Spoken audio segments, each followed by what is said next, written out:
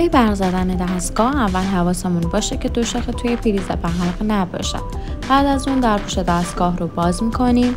با باز کردن درپوش دستگاه میتونیم به ترمینال ها دسترسی داشته باشیم. L و N دوتا ورودی های ما و U و W خروجی های ما هستن. توجه داشته باشید که سیم ارث رو از قبل وصل کنید. ما به خاطر آزمایشگاهی بودن محیط سیم ارث رو نبستیم. برای شروع دوتا سیم ورودیمون رو به L و N که ورودی های دستگاه هستن وصل میکنیم. قبل از برق زدن دستگاه از محکم بودن سیم و پیچ هاتون مطمئن باشید و بعد دو شاخه رو به برق بزنید. با برق زدن دستگاه میبینید که چراغ‌های روی کیپدتون روشن میشه.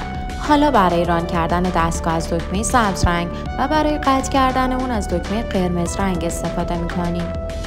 برای وصل کردن موتور به اینورتر اول برق ورودی رو قطع کنید و بعد به خروجی ها توجه داشته باشید. در واقع سیم های موتور باید به خروجی های U و W اینورتر به طور کامل بسته شوند.